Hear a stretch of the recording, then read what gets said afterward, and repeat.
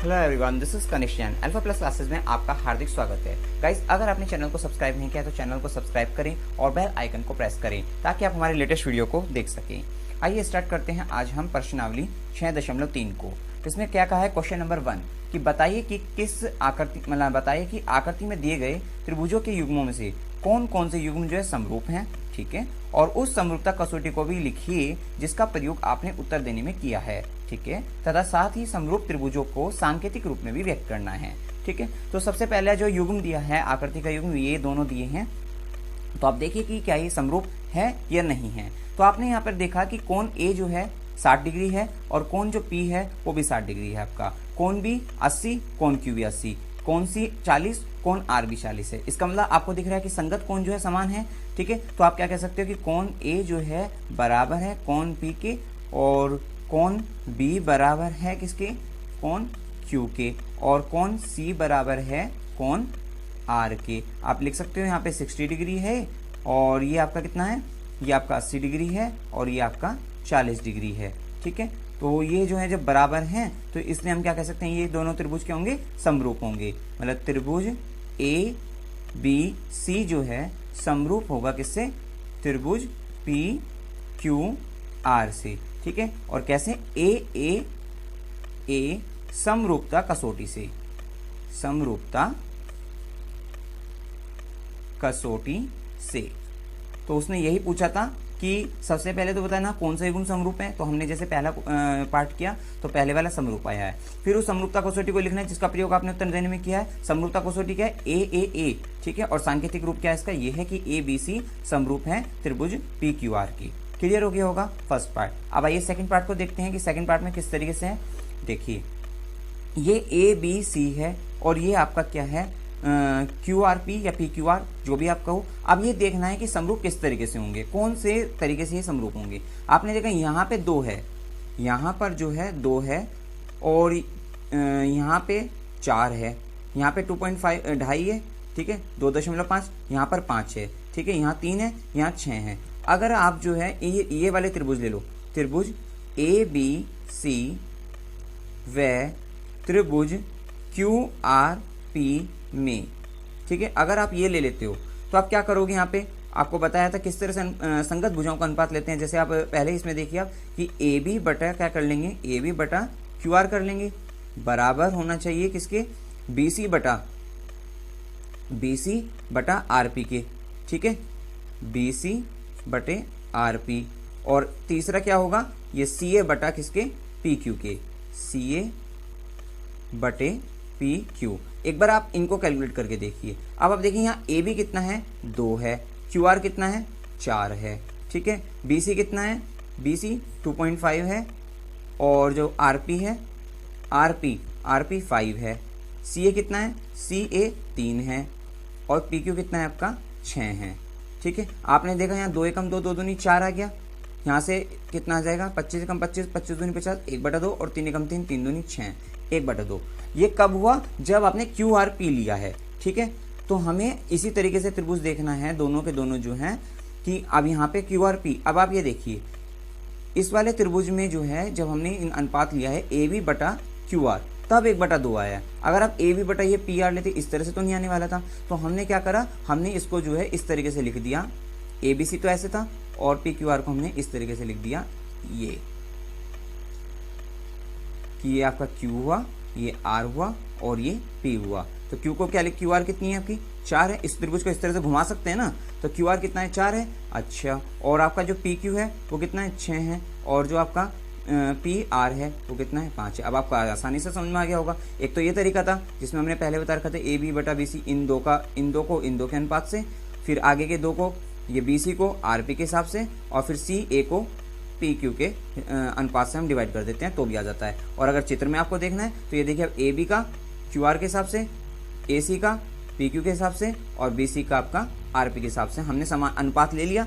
अब संगत भुजाओं के अनुपात अगर आपके बराबर आते हैं तो आप कह सकते हो क्या, कि ये त्रिभुज जो है समरूप हैं। अब आपने देखा चूंकि ए बी बटा क्यू आर बराबर हैं बी सी बटा आर पी बराबर हैं सी ए बटा पी क्यू के। ठीक है, इसलिए आप क्या कह सकते हो कि त्रिभुज ए बी सी समरूप हैं कौन से, नाम आपको सही लिखना होगा हमेशा कि क्यू आर पी के, त्रिभुज क्यू आर पी के, और आप लिख सकते हो एस एस एस, क्योंकि ये भुजाओं का अनुपात था, समरूप के में अनुपात होता है और सर्वांग सम में बराबर होते हैं, ठीक है, संगत भुजाओं का अनुपात होता है, याद रखना। तो एस एस एस ये समरूपता कसौटी से, कसौटी से क्लियर हो गया होगा आपको, दोनों पार्ट क्लियर हो गए। अब आइए थर्ड पार्ट करते हैं हम इसका। अब आइए थर्ड पार्ट पे त्रिभुज दिया है एल एम एन और ये डी ई एफ।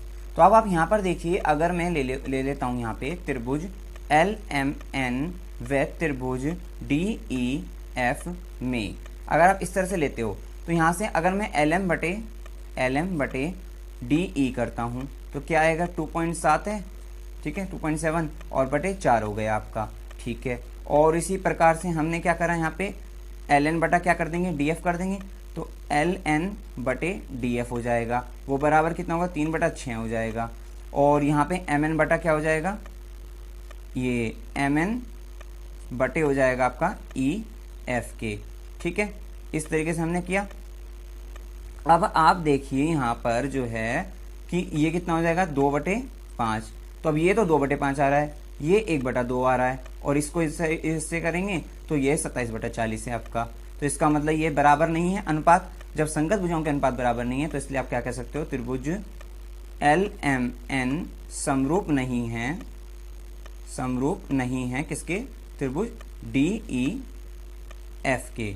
लिख देना आप यहाँ पे ब्रैकेट में, समरूप नहीं है, ठीक है।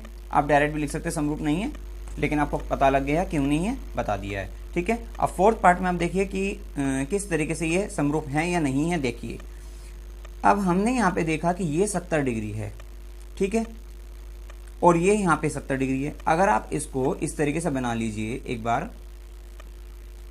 ये इस तरीके से, क्योंकि आसानी रहती है, जिससे हमें पता लग जाता है कि ये समरूप है भी नहीं है। 70 डिग्री हो गया है, ठीक है। 70 डिग्री कौन बना रहा है, ये बना रही है क्यू पे और P Q P R, P Q P R. इसका मतलब ये पी क्यू कितना है, 6 है, और आपका पी क्यू जो है आपका 6 है, और पी आर आपके पता नहीं है, ठीक है।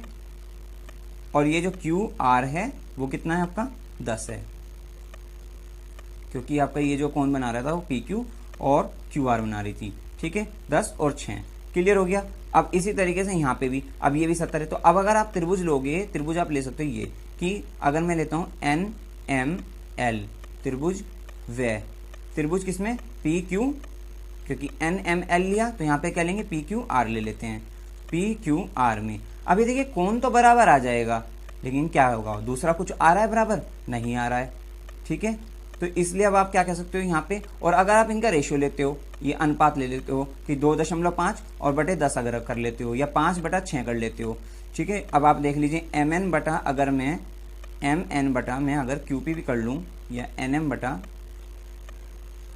पी क्यू कर देता हूँ, तो भी क्या आएगा आपका, 2.5/10 आ गया, ठीक है। तो यहाँ से क्या होगा, 1/4 आया सिर्फ आपका। लेकिन अगर आप ये वाले करते हो, अब ये वाला करते हो एम एल वाला जो है कि एम एल बटा क्यू आर अगर आप करते हो तो कितना आएगा, 5/6 आ रहा है, ठीक है। तो मतलब जब संगत भुजाओं के अनुपात बराबर नहीं आई हैं, या ना ही संगत कोण बराबर आए हैं, सिर्फ एक कोण आया है बराबर, तो आप इसमें कह सकते हो कि इसलिए ये जो है जो त्रिभुज हैं वो क्या है, समरूप नहीं है। क्लियर हो गया। आप डायरेक्ट लिख देना समरूप नहीं है, कैसे वो पता लग गया है, ठीक है। अब आप यहाँ पर देखिए, यहाँ पर भी अगर हम जो है ये 80 डिग्री है, इसको इस तरीके से घुमा लेते हैं कि 80 ऊपर आ जाए यहाँ पर, तो हमने इसको इस तरह से घुमा लिया है ऐसे, इस वाले त्रिभुज को, ये देखिए ये यहाँ पे 80 तो कर लिया हमने। 80 कौन बना रहा है, ये बना रहा है डी एफ और एफ ई, ठीक है। तो यहाँ पे जो एफ ई है वो 6 है, और जो डी एफ है वो 5 था आपका, ठीक है। अब आप यहाँ पे देखिए इतना हो गया क्लियर आपको, ये 80 हो गया। अब आप देखिए त्रिभुज किसमें, ए बी सी, ये तो ए बी सी इस तरह से लिया, तो ये भी करेंगे एफ डी ई में, वे त्रिभुज एफ डी ई में, क्लियर है। अब आप देखिए कोण ए और कोण एफ तो बराबर हो जाएंगे, चलो ठीक है। लेकिन अब यहाँ पे अगर हम बात करते हैं, क्योंकि हमारे पास तो समरूपता की कंडीशन होती है वो 3 होती है, कौन कौन सी, एस एस एस, ठीक है, ए और एक एस ए एस, ठीक है। लेकिन अब यहाँ भुजाओं के अनुपात की अगर हम बात करें तो यहाँ पर आप क्या करोगे, ये देखिए भुजाओं का अनुपात, भुजाओं का अनुपात क्या होगा, ए बी, ये ए बी हो गया आपका, ठीक है, और बटे क्या करेंगे, एफ डी कर देंगे। पहले निकालिए कितना होगा, ए बी कितना है 2.5 है, बटे एफ डी 5 है, तो यहाँ से 0 आ, 25 से कम 25, 25 दूनी 50, 1/2 आ गया आपका। क्लियर है, 1/2। फिर उसके बाद हमारा ये तो अनुपात हमने निकाल दिया, और अब अनुपात क्या होगा, अगर ए सी का देखें तो एफ ई के साथ होना चाहिए था, ठीक है ना, ए सी का, और बी सी का डी ई के साथ होना चाहिए था, लेकिन ये अनुपात तो हमारे पास है ही नहीं, और साथ ही हमारे पास 80 वाला है, 80 तो 80 हो जाएगा, तो मतलब एस तो आ रहा है आपका, जो सॉरी एक ए तो आ रहा है, लेकिन एस का भी तो क्या होगा, संगत भुजाओं के अनुपात बराबर होने चाहिए, तो ये किसी भी अनुपात के बराबर नहीं आया है भैया, 1/2 आया है, दूसरी भुजाओं के अनुपात के तो बराबर नहीं आया है, तो इसलिए हम यहाँ कह सकते हैं, इसलिए ये जो त्रिभुज ए बी सी वह त्रिभुज जो एफ डी ई हैं वो समरूप नहीं है, समरूप नहीं है। अगर यहाँ पर जो है 6 आ जाता, सॉरी यहाँ पे जैसे 6 है और यहाँ पर अगर ये 3 आ जाता, मतलब बी सी 3 ना होकर ए सी 3 होता, तो आपका क्या होता, ये 3/6 हो जाता। क्लियर है भाई, ए सी बटा क्या हो जाता, एफ ई हो जाता 3/6, तो 3 एकम 3, 3 दूनी 6। उस समय हम कह सकते थे कि एक तो एस आ जाता, मतलब एस, मतलब जो एस ए एस हो जाता है उस समय जो है, क्योंकि दो भुजाओं का तो क्या होगा, संगत भुजाओं का अनुपात समान हो जाता और एक कोण समान हो जाते, संगत कोण जो है, तो उस समय आप कह सकते थे कि ये समरूप है। इस वाली कंडीशन में समरूप नहीं है। आपको बता दिया कि A B C F D की समरूप नहीं है। क्लियर हो जाना चाहिए आपको। अगर कोई भी प्रॉब्लम आप कमेंट सेक्शन में पूछ सकते हैं। अब ये नेक्स्ट क्वेश्चन करते हैं हम। अब इसमें 6th पार्ट है, एक लास्ट पार्ट रह गया है क्वेश्चन नंबर 1 का। इसमें देखिए यहाँ पर 70 है, ये 80 है। इसका मतलब अगर हम त्रिभुज डी ई एफ की बात करें तो उसमें क्या होगा, त्रिभुज के तीनों कोणों का क्या होता है, 180 होता है। मतलब अगर कोण डी प्लस कोण ई प्लस कोण एफ करेंगे वो हमारा 180 आ जाएगा। कोण डी कितना है आपका, 70 है। कोण ई कितना है आपका, 80 है, प्लस कोण एफ बराबर 180। ठीक है, तो यहाँ पे 80 और 70 कितने हो गए आपके, 150 हो गए। तो कोण एफ जो होगा वो बराबर 180 माइनस के क्या कर देंगे, 150 कर देंगे, बराबर कितना आ जाएगा आपका, 30 आ जाएगा। क्लियर है, तो ये कोण एफ का मान कितना आ गया आपका, यहाँ पे 30 डिग्री आ गया है। इसी तरह से अब हम देखते हैं त्रिभुज पी क्यू आर में। पी क्यू आर में क्या होगा, कोण पी प्लस कोण क्यू प्लस कोण आर जो होगा वो बराबर होगा किसके, 180 के। अब कोण क्यू की और कोण आर की वैल्यू है 80 प्लस 30 हो गए, और ये कोण P प्लस हो जाएगा बराबर 180 के। अब कोण P बराबर क्या होगा, 180 माइनस के 80 माइनस के 30, मतलब कि माइनस के 110, तो बराबर कितना आ गया, 70 आ गया। इसका मतलब कोण P कितना आ गया आपका, 70 आ गया। क्लियर है। अब आप देखते हैं कि त्रिभुज डी ई एफ व त्रिभुज पी क्यू आर में क्या देखते हैं यहाँ पर कि कोण D बराबर है कोण P के, संगत कोण हो गए और साथ साथ बराबर है, मतलब संगत कोण इसके बराबर हो गए। ठीक है ना, 70 डिग्री है। ऐसे कोण E जो है बराबर कोण किसके, Q के, और कोण F जो है बराबर है कोण R के। जब त्रिभुज के जो है दो त्रिभुज हो और उनमें संगत कोण आपस में बराबर हो रहे हो तो आप कह सकते हैं कि त्रिभुज क्या होंगे, समरूप होंगे। त्रिभुज DEF समरूप है त्रिभुज PQR के।